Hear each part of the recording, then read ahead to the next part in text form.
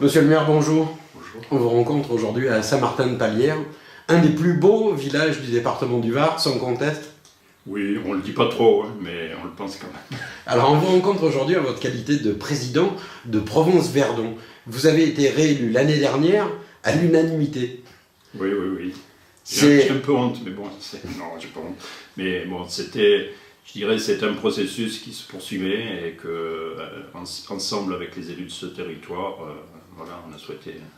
Alors rappelons que ce territoire est aujourd'hui composé de 15 communes et c'est le fruit d'une négociation que vous avez eu à entamer avec l'État, puisque au départ, le schéma était différent. Tout à fait. À ce titre-là, on peut remercier quand même l'État. C'était dans le projet qui avait été mis en place il y a quelques années pour structurer le département du Var en grosses agglomérations. Bon, aussitôt, nous, on ne s'est pas du tout retrouvés dans ce projet-là. Et bon, au lieu d'essayer de se battre avec des banderoles et des pétitions, on a essayé de proposer une solution alternative et un vrai projet d'avenir. Donc à ce titre-là, on avait proposé au préfet donc une fusion des deux communautés de communes existantes sur ce territoire du Haut-Var et un projet politique qui accompagnait cette fusion. Dans l'intitulé Provence-Verdon, tout est dit en fait. C'est bien ce mariage d'une terre fabuleuse quand même. Quand on monte à Saint-Martin-de-Palière, on trouve très vite une qualité de vie. C'est un de vos objectifs, garder cette qualité de vie dans cette partie du département?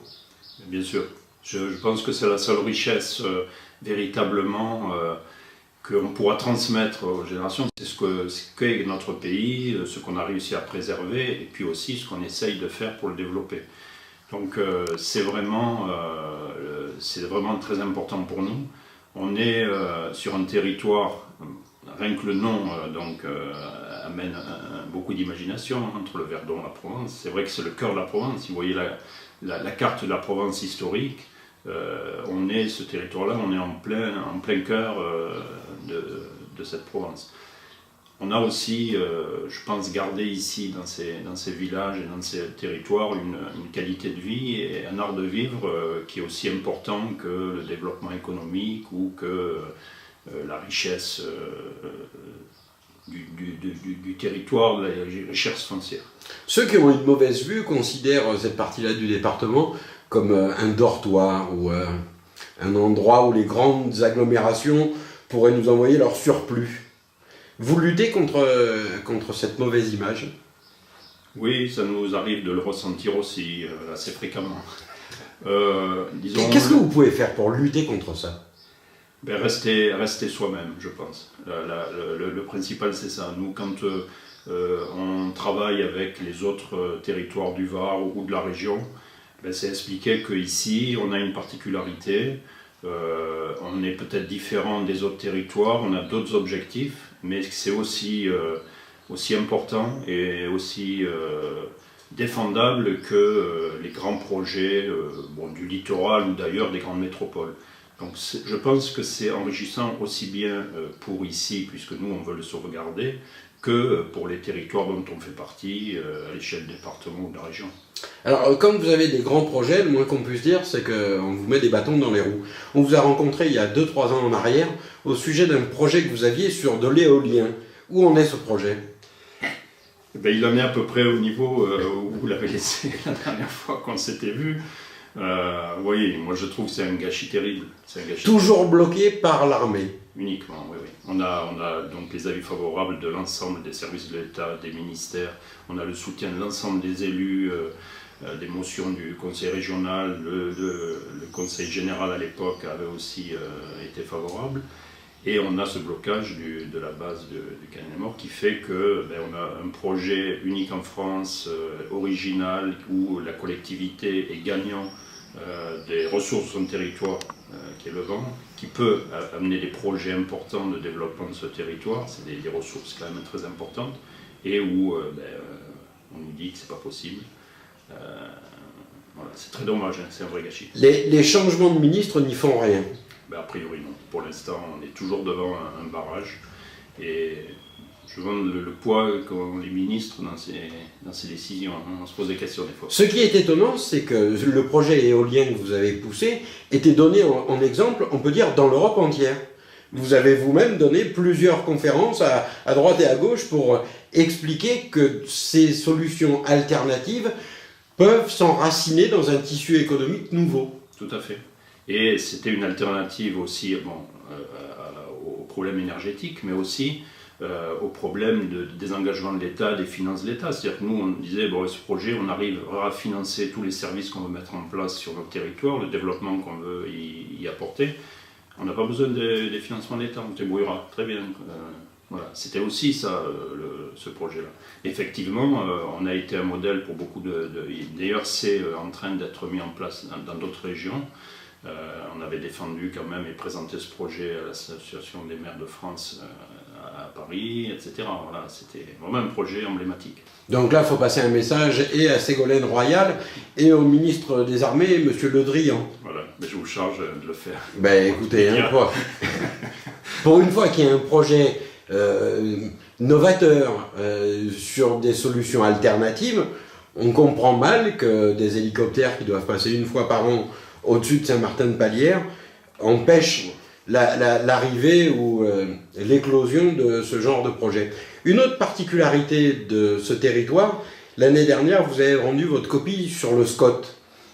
Quelles en sont les grandes lignes ? Alors le SCOT, au départ, c'était quelque chose qui faisait assez peur parce que c'était un document assez vaste, avec beaucoup de problématiques, etc. Donc on avait peur de ne pas se retrouver, notamment les petites communes du haut pays ici, on avait peur de ne pas se retrouver dans ce document qui est quand même assez coercitif aussi. Et puis finalement, le travail, le partage entre les autres élus, la réflexion a fait que je pense que c'est un document qui est finalement intéressant parce qu'il nous donne un objectif, un peu une marche à suivre générale sur le développement de ce territoire. Donc nous, essentiellement, ce qu'on défendait, c'était la protection de l'agriculture, ce qu'on a toujours essayé de faire ici. C'est le respect de l'environnement, bien sûr, puisque c'est quand même la richesse de ce pays-là, et un développement économique qui soit contrôlé et qui soit adapté aussi à ce territoire-là, en même temps que le développement démographique qui ne devrait plus être subi comme il a été depuis les années 70.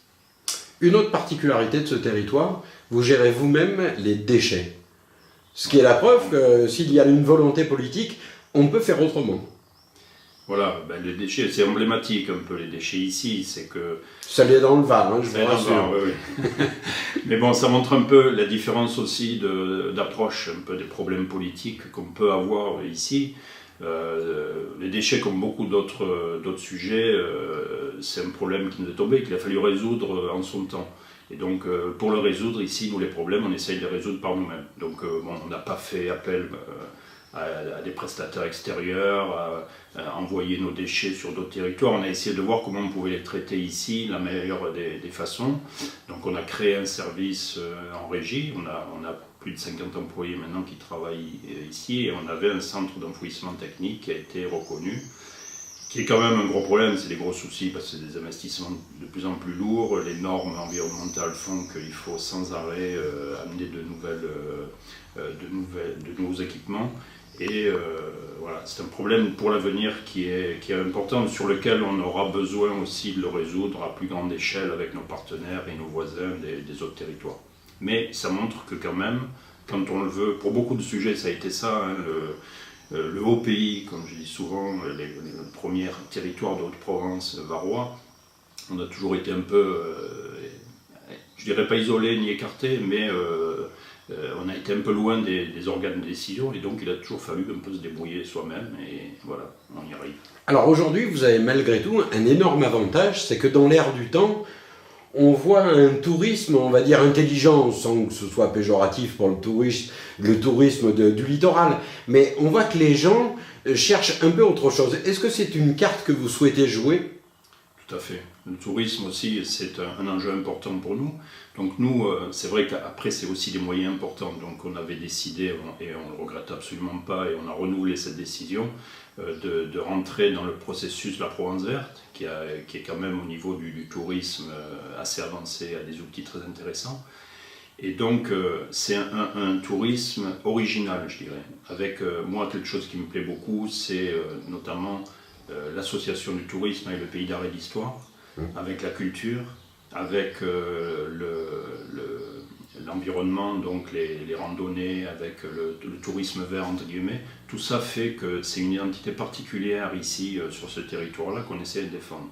Et depuis donc, la création de notre communauté de communes, avec la fusion des deux communautés de communes, on a amené en plus le territoire Verdon au niveau de la Provence verte, et là c'est vraiment du gagnant-gagnant.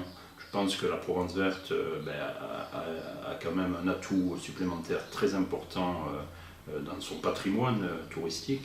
Et en même temps, ici, dans nos villages, je pense à Saint-Julien-Montagnier, je pense à la Verdière, etc., on aura des outils pour essayer de développer ce tourisme de façon intelligente et de façon en cohérence avec l'état d'esprit et l'art de vivre de notre pays.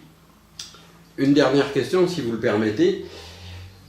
Quand on voit ce qui se passe aujourd'hui à travers nos médias, est-ce que la population évolue ou est sensible à tout ce qu'on entend actuellement, ce regain de violence, ce refus de l'autre? Est-ce que vous le sentez ici, dans ce haut pays? Oui, moi je le sens.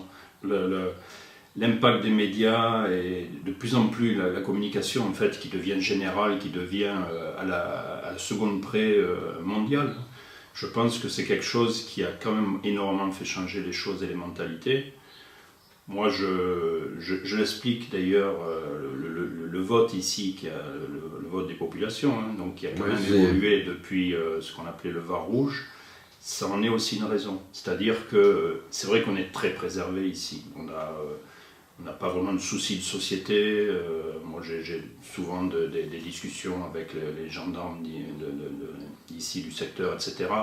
C'est pas du tout la même problématique que ce qu'on peut voir dans les médias, mais ça a un impact énorme, parce que, bon, je sais pas, moi je pense que les gens doivent se dire, cette image-là, si ça arrivait chez nous... Ouais, c'est du préventif. Je pense. C'est vrai que ça, c'est un impact important, les médias aujourd'hui et la communication. Qu'est-ce qu'on peut faire, selon vous, pour préserver cet art de vivre du haut pays? Essayez déjà d'être mieux entendu par les décideurs du littoral. Oui, c'est-à-dire peut-être aussi ce qu'on a négligé, c'est la communication, c'est-à-dire d'expliquer qui on était, ce qu'on faisait chez nous. On a peut-être négligé, on a toujours été un peu trop sur la tendance pour vivre heureux, vivons cachés. Donc peut-être expliquer ce qu'on est chez nous, ce qu'on veut défendre, la façon dont on vit et dont on gère ce territoire-là aussi, qui est assez différente de ce que je peux voir ailleurs. On est quand même dans une convivialité, je dirais, un consensus où on arrive à trouver des solutions ensemble aujourd'hui. Voilà, expliquer ce qu'on fait ici, je pense que déjà, peut-être on serait mieux écouté et on serait plus considéré comme l'arrière-pays, comme le désert varois, mais peut-être comme le haut pays. C'est différent. Monsieur le maire, merci beaucoup de nous avoir reçus. Je vous dis à très bientôt. Merci à vous une nouvelle fois. Au revoir.